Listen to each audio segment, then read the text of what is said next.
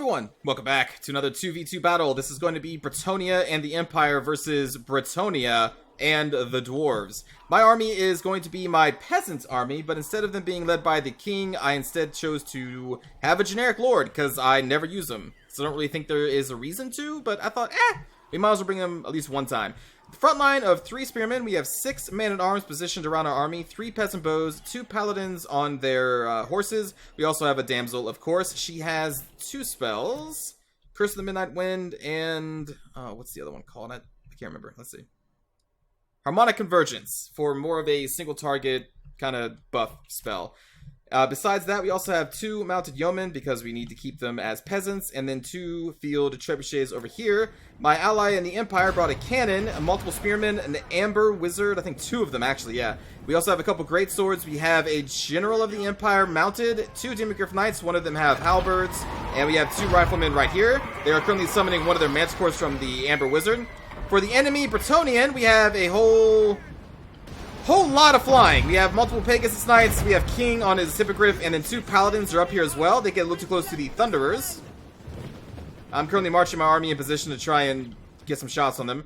The rest of their army is 2 Grail Knights and a Knight of the Realm, and then 4 Spearmen up here.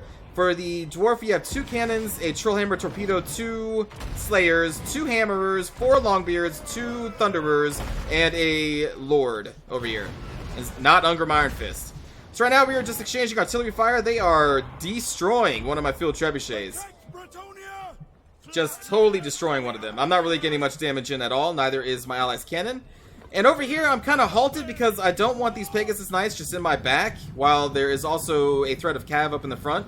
So this is a little weird battle. Continuing to position our peasant bows in a way to threaten the Pegasus Knights. And we're just going to be continuing to exchange some artillery fire as demigryph knights just kind of moving back and forth.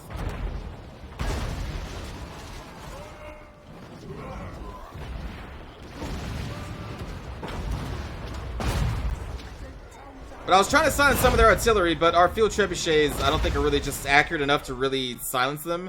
So we did get a couple kills in their crew, but that's not going to be enough. So I think I switched to these Longbeards. These field trebuchets, they don't have a lot of damage, but they are focused on armor piercing and explosive armor piercing. So against dwarves, I don't think they're really that bad of a call. It's just when the dwarves bring their cannons and shut you down, which that's when it sucks. Over here, I'm starting to threaten the Pegasus Knights formation, so they are starting to pull away. Here comes the 2nd Manticore summon from my ally. And my initial, move is to charge the enemy position immediately. But when the enemy has a bunch of flyers like this, to march out here in the middle of the field of battle with Cav and Pegasus Knights, I didn't think that would be the best idea. That's why I was sticking by these trees currently. Meanwhile, the cannons still just firing and just focusing down my trebuchets. We're getting some okay damage on some of the Longbeards. We got a couple kills here on the cannon, but not really doing too much. I'm not sure what these cannons are even shooting at. Oh, they're shooting at the Knights. Okay, they're shooting at the Grail Knights. Got it. That's why the Grail Knights pull back. You can see not much movement anywhere else. I'm going to start slowly marching our army out of the forest and up here. I'm looking at this gap right here, seeing their position of the cav on the right, and I was thinking, well, maybe we can isolate the dwarf if I hold this gap. Maybe. That's what I was thinking at this point, so we're going to try and maneuver our position over here to hold this area. Also, without any real cav support on my end, I don't really want to engage theirs, so I kind of want to force them into a choke point where my men-at-arms can kind of do their thing. And still just more artillery exchange. We can actually probably fast forward this a little bit. My ally starts moving out their rifles at this point, which I'm not entirely sure why. Right here, I'm trying to bait the enemy Pegasus force into my peasant bows and into these waiting manticores, but they are not taking the bait. Then over here, these demigryph knights get a little too close to these thunderers. They're going to try and charge. Brace yourselves! They do get a nice charge off on the thunderers. And go immediately right into the next group. But I think they get pulled out after that. Yeah. They get pulled out. They did a little damage. The thing is, they didn't really stay long enough to deal a ton. And here comes the Pegasus Knights to chase them off. And right now, the cannons are getting into these rifles, but the rifles are getting some shots off on the Pegasus Knights.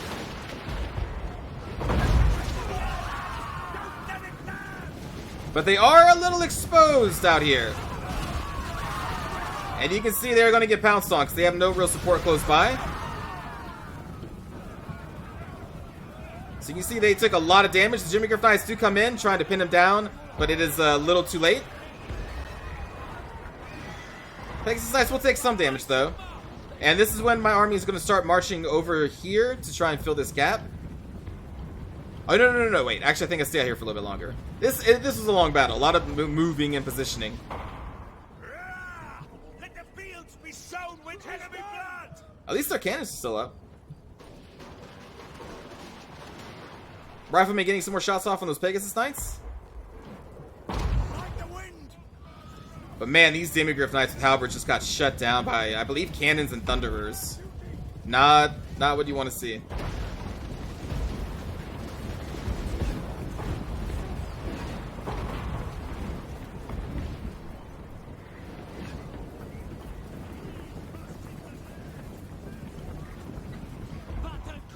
We're just doing more movements over here. The Knights have approached us, so I was trying to make sure that we can close this gap so they can't ride around from the side. And then I think after this we move into here. Like I said, very weird battle. And this Demigriff Knight is just getting murdered by these cannons. Oh, man. Oh, man. Meanwhile, we have more exchange from these rifles.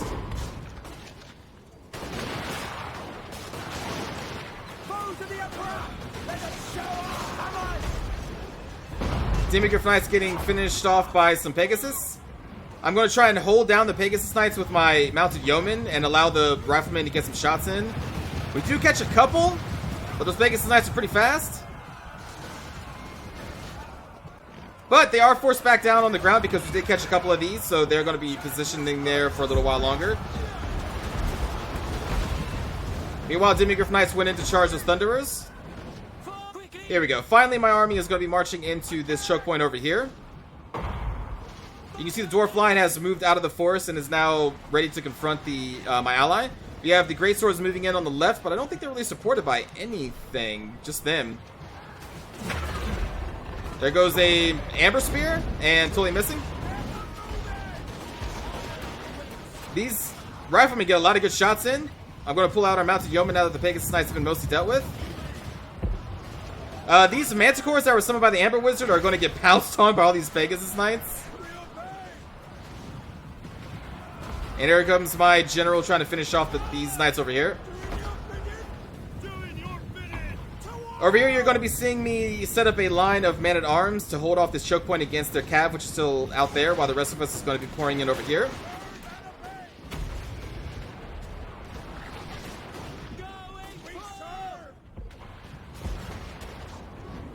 The Spearman is a little out of position, but at this point I was doing a lot of micromanaging. Cannon's still up. And you can see we're getting some shots in on these Slayers.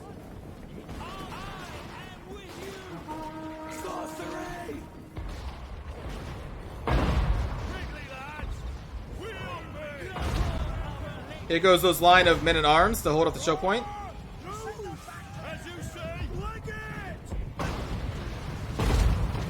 We are getting shot up by those cannons, so I'm going to get my peasant bows in to suppress them. Start murdering their crews.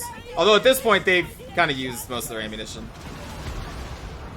Here comes a charge from the enemy into our man-at-arms. Trying to break through our line.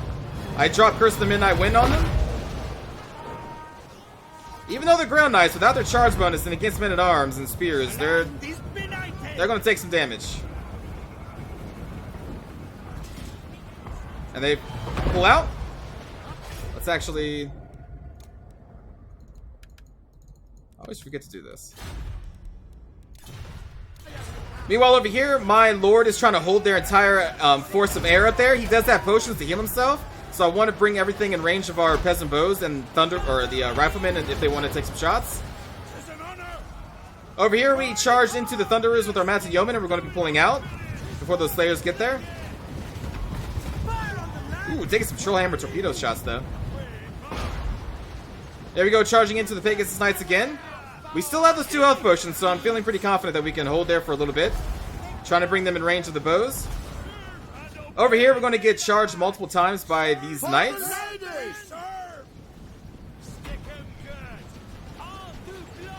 I'm also hitting our lord with that harmonic convergence spell to increase their melee attack and defense to keep them up a little bit longer. And you can see our peasant bows are just raining death upon the Pegasus Knights that are now chasing him. We're going to get some support from the general and the manticore.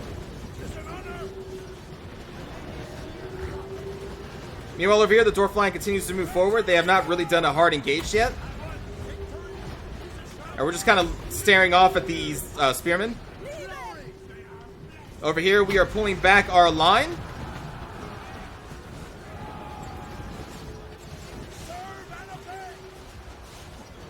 So many air units, my gosh. And here goes, our spearmen are going to be engaged against theirs. I believe I'm dropping a Curse of the Midnight Wind here, which is going to also hit these air units. I made sure to aim it for that to happen. We're also getting hit by the Sword of Corone from King Lewin Leon Kerr. Just insane what's going on over here. Meanwhile, over here, the Great Swords have engaged against some Hammerers.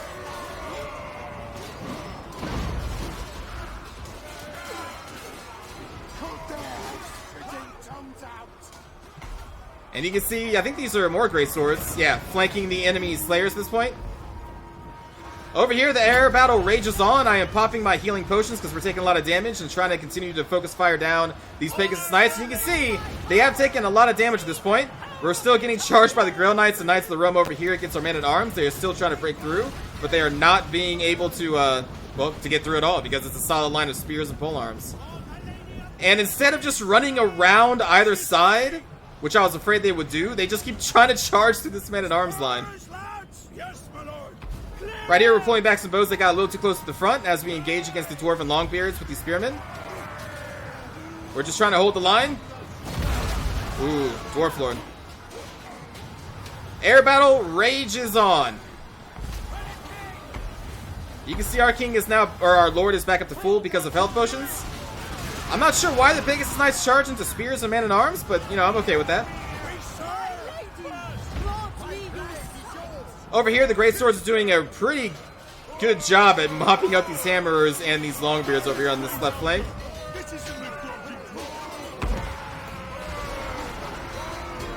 Oh, but here comes the General of the Empire to also assist the Great Swords. Another Curse of the Midnight Wind being dropped over here. Meanwhile, we're still holding off charges from the Grail Knights, but they are starting to whittle down our men-at-arms. Just a whole lot of just Bretonnian on Bretonnian action over here. That is, I believe, our Paladin, though. Trying to hold back these spears. We have one group of men-at-arms close by, and another group of men-at-arms that have not engaged yet. Over here, the fight rages on between Great Swords and the rest of the Longbeards and the Slayers.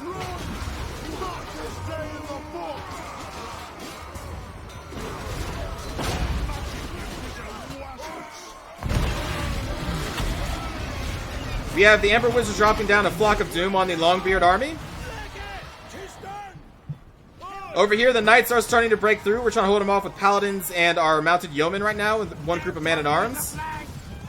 But they just keep pressing forward, trying to get into the behind our spear line to assist their infantry. And they're just running through.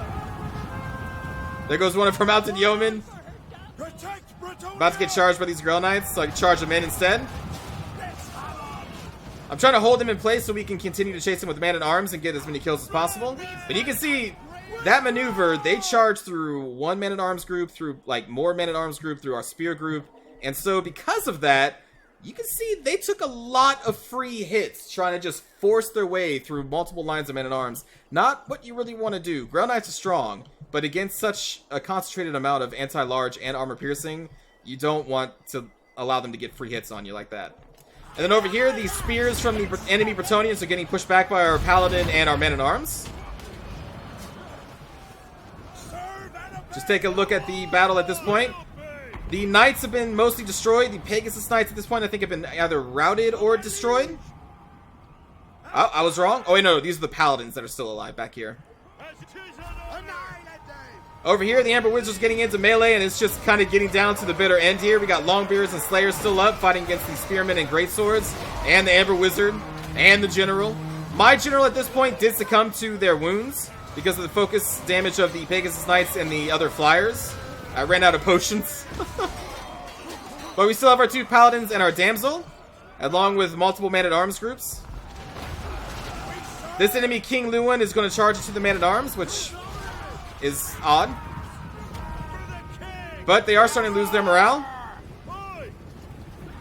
And I'm trying to get our remaining troops into a solid line to try and get the back information, because you can see we're kind of spread out all over the place. We still got our Damsel, but we have like no winds of magic left. And we're trying to support our Imperial ally over here against the Longbeards that are remaining.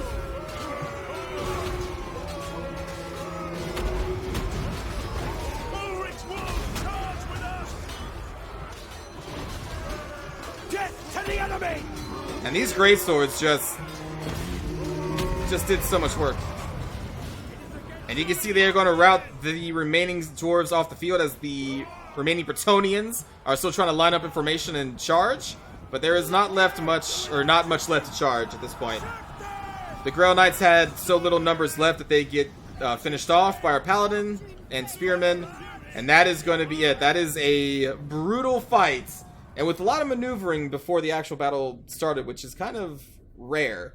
So, because we held this pass, the Grail Knights just kind of massacred themselves. If the Grail Knights pulled out, just ignored the Man-at-Arms totally, which, again, it was what I was afraid of, they could either go up north or they could go back here and kill the cannon crew, which was able to fire everything because nothing threatened them.